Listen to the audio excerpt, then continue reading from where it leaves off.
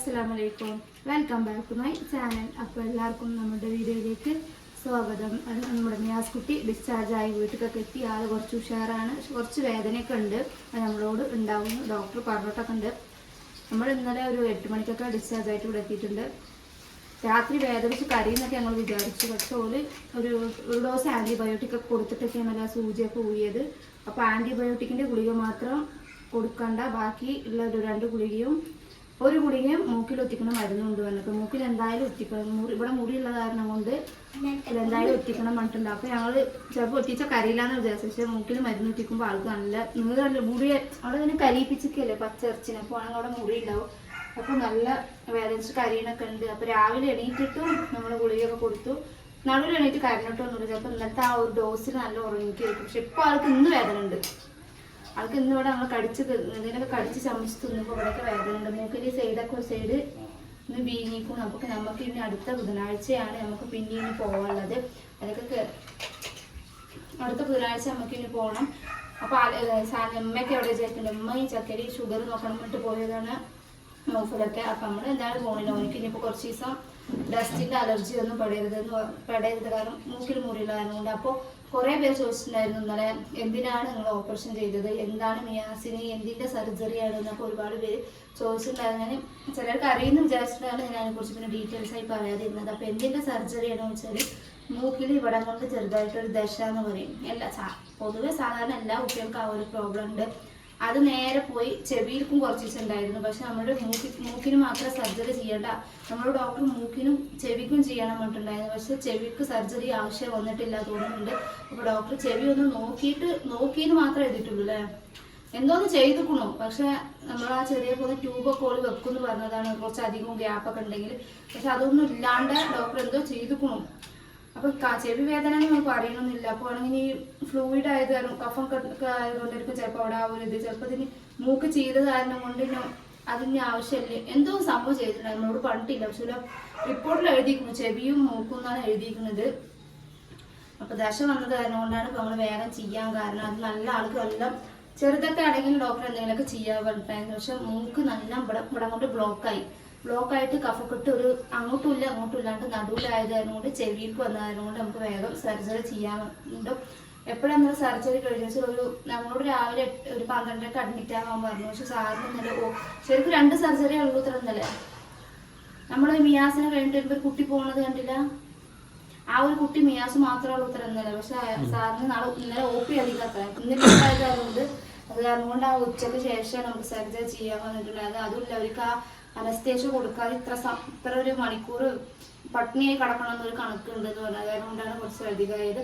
ആൾ കുഴപ്പമൊന്നുമില്ല. ആൾക്ക് ഓർമ്മ ഉണ്ടോ ചോദിച്ചാൽ ഓൻ ഇവിടുന്ന് പോകുമ്പോൾ ഓൻ്റെ ഡോക്ടർ ഇവിടെ മൂക്കിൽ വെച്ചു എന്നും ഇവിടെ 2 സാധനം വെച്ചു എന്നും പിന്നെ അത് മാത്രമേ എനിക്ക് ഓർമ്മയുള്ളൂ. ചെറുതായിട്ട് ആ ഒരു അനസ്തേഷ്യ കൊടുക്കുമ്പോൾ ആ ട്യൂബ് കൃത്രിമ ശ്വാസമായി കൊടുക്കുകയല്ലേ, അപ്പോൾ അത് ട്യൂബ് ഇട്ട് അത് ചെറുതായിട്ട് ചുണ്ടൊക്കെ ഒന്ന് പോണായി അത് കുറച്ച് ഒരു സമയം ആവുന്തോറും അതൊക്കെ ഏകദേശം ഒന്ന് പോയിട്ടുണ്ടായിരുന്നു. പിന്നെ അവനിക്ക് ബോധം തെളിഞ്ഞപ്പോഴാണ് അവിടുത്തെ അംഗം ചോദിച്ചാൽ ഞങ്ങൾ 5:30ക്കാണ് ICU പുറത്ത് വെച്ചത്. 5:30 നിന്ന് 7:30 വരെയൊക്കെ ഒന്നും കൊടുക്കരുതെന്ന് പറഞ്ഞത്. 7:30 ആയി കിട്ടുമ്പോഴത്തേന് ഞങ്ങൾ നടുവ് നല്ല ഇടങ്ങേറായിക്കൊണ്ടു. പിന്നെ വന്നിട്ട് കുറച്ചു നേരം ഉറങ്ങി ആ ഒരു മയക്കത്തിൽ. പിന്നെ ആൾക്ക് പഴയ മിയാസ് ആവാൻ തുടങ്ങിയതായിരുന്നു കൊണ്ട് ഞങ്ങളൊക്കെ വിശപ്പിന്റെ ആ ഒരു ഇത് കാരണം കൊണ്ട് ഞങ്ങളെയൊക്കെ പുറത്താക്കാനും പിന്നെ നമുക്ക് ടെൻഷനായി, ഞങ്ങൾ കുറേ ഇടങ്ങാറായി. പിന്നെ വേഗം ഒരു ഗ്ലാസ് വെള്ളം കുടിച്ചാൽ 1/2 ഗ്ലാസ് വെള്ളം കുടിച്ചപ്പോൾ പിന്നെ എനിക്ക് കുഴപ്പമില്ല. പിന്നെ ചായയും സാധാരണ കട്ടൻ ചായ വെള്ളം തിന്നാത്ത ഒരാളാണ്. വിശപ്പിന്റെ ഇതുകൊണ്ട് ഒരു 1.5 പെട്ട് പൊണ്ണതൊക്കെ തിന്നു. പിന്നെ കഞ്ഞി കൊടുക്കാൻ പറഞ്ഞപ്പോൾ നമുക്ക് സാധനങ്ങൾ ഡിസ്ചാർജ് ആക്കി, കുഴപ്പമൊന്നുമില്ല, ഞങ്ങൾ വീട്ടിലേക്ക് പോയിക്കോളിയും പറഞ്ഞു. അപ്പോൾ നമ്മൾ പോകുന്നു. നമ്മളിന് 14-ാം തീയതി ഓൾറെഡി ഒരു ബുക്ക് ചെയ്തിട്ടുണ്ട്. അപ്പോൾ നമുക്ക് ഇനി 14 സമയത്ത് എന്തായാലും പോയാൽ മതി. കുഴപ്പമൊന്നുമില്ല, ആൾക്ക് ചിലപ്പോൾ പെയിൻ ഉണ്ടാവാൻ സാധ്യത ഉണ്ട് എന്നാണ് പറഞ്ഞത്. മൂക്ക് ഇവിടെ നമ്മളിപ്പോൾ കട്ടിയിലൊരു സാധനം ഇവിടെ എന്തെങ്കിലും കടിച്ച അവിടെ കൊണ്ട് നമുക്ക് മൂക്ക് അടയും. ആ ഒരു ഇതുണ്ട് ചെറുതാ. ഒരു മൂക്കിൽ വല്ലാണ്ട് എനിക്ക് തോന്നുന്നില്ല, ഒരു മൂക്കിൽ നല്ല മുറിയുണ്ട്. ചിലപ്പോൾ ഒരു സൈഡ് നല്ല അധികം ഇരിക്കും, 2 സൈഡിൻ്റെ കൂടി ബ്ലോക്കായിട്ട് നിങ്ങൾക്ക് തോന്നുന്നുണ്ട്. ഇതിനൊക്കെ ചോര വന്നിട്ടുണ്ടായിരുന്നു. എന്നിട്ട് ICU കടത്തിയപ്പോൾ അത് മറ്റേ ECG ഇതൊക്കെ ഒരു കയ്യിൽ വെച്ചിട്ടുണ്ടായിരുന്നു. ഇതൊക്കെ എന്തിനാ എപ്പോഴാണ് എൻ്റെ കയ്യിൽ വെച്ച് എനിക്കിപ്പോൾ റൂമിക്ക് പോകണം, ഞാൻ ഇവിടെ കടക്കൂല. ആ സിസ്റ്റർ ഇടങ്ങാറായിരിക്കുന്നു. സിസ്റ്റർക്ക് അങ്ങനെ തമിഴ് അറിയാനും കൊണ്ട് അവിടെ ചില സിസ്റ്റർമാർക്കൊന്നും ഒന്നും അറിയണില്ല. അതുകൊണ്ട് നടുവിൽ ഡോക്ടർ എന്നെ വിളിച്ചിട്ട് ഓരോ കൂടെ കുറച്ച് നേരം ഇരിക്കാൻ പറഞ്ഞു. അപ്പോൾ നമുക്കിപ്പോൾ വീട്ടിലേക്ക് പോകാന്ന് പറഞ്ഞത്. കുറച്ചും കൂടി തെളിയുമ്പോൾ വീട്ടിൽ പോവാ, ഇത് എന്തിനാ എന്നെ വെച്ചത്. എന്നിട്ട് റൂമിൽ വന്നിട്ട് ഇതൊക്കെ എന്തമ്മ എൻ്റെ മൂക്കിൽ കൂടെയൊക്കെ മൂക്ക് ആ ഒരു ചോര പോയതിൻ്റെ ഇതൊക്കെ ഉണ്ട് തോന്നുന്നുണ്ട്. ഇതൊക്കെ എൻ്റെ മൂക്കിൽ എന്താ പറയുക, ചുണ്ടെന്താ പറയുന്നത്. എന്നിട്ട് ഞങ്ങൾ അവരോട് ചോദിച്ചു, മിയാസേ നേരത്തെ നീ ആസ്പത്രിക്ക് പോണതാണ് ഉള്ളാറേ ഓപ്പറേഷൻ തിയേറ്റർക്ക്, അങ്ങനെ എന്നാ നടന്നിച്ച്? കാറൊക്കെ ഊട്ടി കളിക്കണ പരിപാടിയിലാണ്. അപ്പൊ ഇന്ന് ഫുഡ് വെച്ചാൽ ഇന്ന് നോർമലായിട്ടും കഴിക്കണ മാതിരി കഴിക്കാന്നാ പറഞ്ഞത്. 2 ദിവസത്തിന് ഈ പൊറോട്ട ആ ഒരു അനസ്തേഷ്യ ചിലപ്പോൾ ശരീരത്തിൽ ഇനിയും ഉണ്ടാവും. ആ ഒരു അതുകൊണ്ട് ഫുള്ള് പട്ടിണി കിടന്ന ആളാണ്. നമ്മൾ ഇന്ന് കാണുന്ന ഭക്ഷണം എന്തെങ്കിലും പൊറോട്ട ഇറങ്ങാൻ എങ്ങനെയെങ്കിലുമൊക്കെ കൊടുത്തു പറഞ്ഞാല് ചിലപ്പോൾ ആൾക്ക് ചിലപ്പോൾ എന്തെങ്കിലുമൊക്കെ ഒരു വയറിന് ഒരു പ്രോബ്ലം ഉണ്ടാവും എന്നൊക്കെ പറഞ്ഞപ്പോൾ നമ്മൾ കൊടുക്കണില്ല. ബാക്കി നോൺ വെജ് ആയിട്ട് എന്തുവാണെങ്കിലും നമ്മൾ കഴിക്കാം. അപ്പോൾ രാവിലെ മുട്ടയൊക്കെ തുറക്കും. നമുക്ക് മുട്ട അല്ലാണ്ട് ഒരു ദിവസം പോകില്ല ഒരിക്കലും.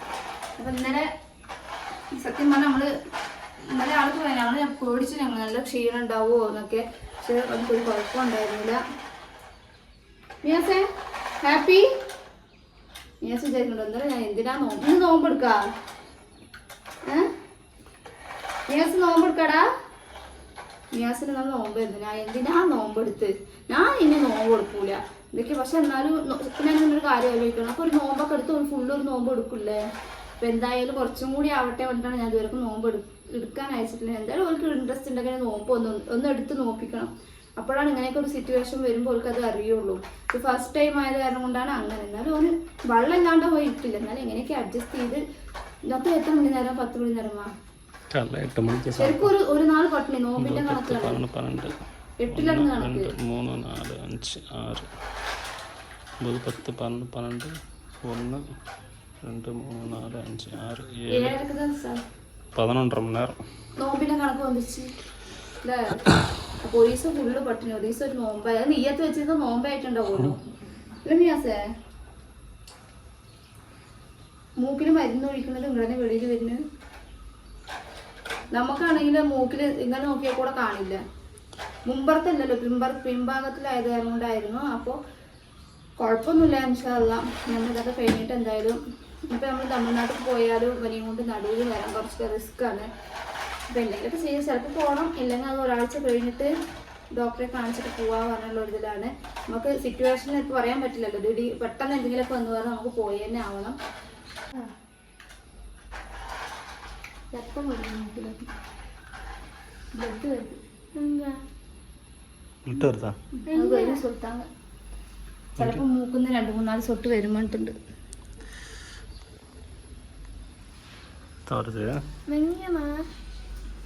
ആ മുറി ഉണ്ടാവുമോ ഇന്നെടുക്കാൻ മരുന്ന് വെട്ടിക്കുമ്പോഴേ അതൊന്നുമില്ല മിയാസ്. അത് ഡോക്ടർ പറഞ്ഞിട്ടുണ്ട് എന്നോട്. ഞാൻ ഡോക്ടറിനെ വിളിച്ചിരുന്നില്ല, എന്നോട് പറഞ്ഞിട്ടുണ്ട് ചിലപ്പോൾ 3-4 അവിടെ തങ്ങി നിൽക്കുന്ന ബ്ലഡൊക്കെ ഉണ്ടാവും. അത് 2-3 തൊട്ട് വരികയൊക്കെ ചെയ്യും. അവിടെ പേടിക്കൊന്നും വേണ്ടെന്നൊക്കെ പറഞ്ഞിട്ടുണ്ട്. മിയാസ് നിനക്ക് എന്നാ നടന്നിട്ടില്ലേ? ഇത് ഓപ്ഷൻ തൊട്ട് പോണിയാ? ഓർക്കാൻ ആശപ്പെടുന്നു വിരുമ്പല ஊருக்கு போமா? எப்போ போகலாம் ஊருக்கு?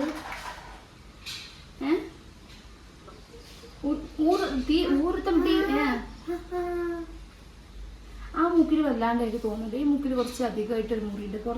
പുറത്തൊക്കെ മുറിയാണ്. ആ മൂക്കിലൊക്കെ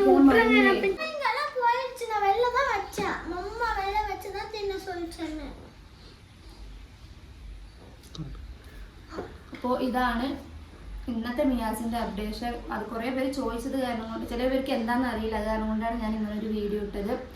അപ്പോൾ പക്ഷെ അത് ഒരു പുതിയ കേസായി മാറി തോന്നുന്നില്ല.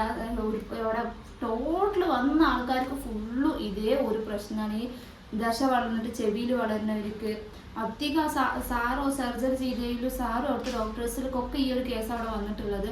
പിന്നെ തൊണ്ടയിൽ കല്ല് പുതിയതൊക്കെ കേൾക്കണം. തൊണ്ടയിൽ ഇത്ര പോകുന്നൊരു കല്ല്, ശരിക്കും ഒരു മണ്ണാങ്കല്ലുമാർ ഇത്ര പോകുന്നൊരു കല്ലൊക്കെ, അങ്ങനെ നമ്മുടെ തന്നെ പുതിയൊരു കേസ്. ഇതിലും വലിയ കേസുകൾ അവിടെ വരുന്നുണ്ട്. പക്ഷെ അവരത് ഇതിപ്പോൾ നമ്മൾ വേറൊരു ഹോസ്പിറ്റലിൽ പോകുകയാണെങ്കിൽ വലിയൊരു സർജറി കീറി പൊളിച്ചിട്ടൊക്കെ അത് ചെയ്യുള്ളൂ. പക്ഷെ ഇത് പുറത്തൊന്നും കാണുന്നില്ല, ഉള്ളിലിരിക്കും എല്ലാതും. പുറത്തും ഒരു സാധനവും ഇല്ല. കാരണം ഒരു ആൺകുട്ടിയായാലും ശരി ഒരു പെൺകുട്ടിയായാലും ശരി നാളെ അവർക്ക് ഒരു ഇതാണത്. ഫേസിലൊരു മാർക്ക്, മൂക്കിലൊരു മാർക്ക് പറഞ്ഞാൽ അതൊരു കുറേ ആൾക്കാർക്ക് അത് കുറേ ആയിട്ട് തോന്നും. അങ്ങനെയൊന്നും ഇല്ലാണ്ട് ഉള്ളിൻ്റെ ഉള്ളിൽ തന്നെ, ശരീരത്തിൻ്റെ ഉള്ളിൽ തന്നെ മുറിയൊക്കെ ആക്കണം ചെയ്തിട്ട് അങ്ങനെ ഇതാണ്. പുറത്തൊരു കേടില്ല. ആൾക്ക് ഇത് സർജറി കഴിഞ്ഞിട്ടില്ല, അങ്ങനെ ഒരു സിറ്റുവേഷൻ. പക്ഷെ കുഴപ്പമൊന്നുമില്ല. അവനൊന്ന് ഫുഡിൻ്റെ ഇതൊന്നും കുഴപ്പമില്ല. നമ്മൾ ത്രോൺസസ് ഒക്കെ ചെയ്താൽ അവർക്ക് ഫുഡിൻ്റെ ഒരു ഇത്. അപ്പോൾ സാർ കുഴപ്പമൊന്നുമില്ല. അപ്പോൾ ഇതാണ് നിയാസിൻ്റെ ഇന്നത്തെ അപ്ഡേഷൻ. അപ്പോൾ അവൻ ഹാപ്പി ആയിരിക്കുന്നു, എനിക്കൊരു കുഴപ്പമില്ല. ചെറുതായിട്ടൊക്കെ ഒരു പെയിനൊക്കെ ഉണ്ടാവും ഒരാഴ്ച. ചിലപ്പോൾ ഒരു മനുഷ്യൻ്റെ പച്ച ശരീരം കൂടി ഉരുക്കിയിരിക്കുകയാണ്. അപ്പോൾ അതിൻ്റെതായ ഒരു ഇതൊക്കെ ഉണ്ടാവും. എന്നാലും അവൻ സർവ്വസാധാരണ എല്ലാ വേദനയും പരമാവധി പല്ല് കടിച്ച് ക്ഷമിക്കുന്ന ആളാണ്. ഇത്രയേ ഉള്ളൂ ഇന്നത്തെ ഞങ്ങളുടെ വിശേഷം. നാളത്തെ വിശേഷങ്ങളൊക്കെ ആയിട്ട് അവൻ്റെ പുതിയ അപ്ഡേഷനൊക്കെ ആയിട്ട് നാളത്തെ വീഡിയോ വരാം. അപ്പോൾ എല്ലാവരും നിയാസിന് വേണ്ടി ഒരുപാട് പേര് പ്രാർത്ഥിച്ചിട്ടുണ്ടായിരുന്നു. അല്ലാതെ പ്രാർത്ഥനയും കൊണ്ട് എനിക്കൊരു കുഴപ്പമില്ലാണ്ട് ഇപ്പം പോയ പോലെ നമ്മൾ തിരിച്ച് ഹാപ്പിയായി വന്നിട്ടുണ്ട്. അപ്പോൾ എല്ലാവർക്കും അസ്സലാമു അലൈക്കും.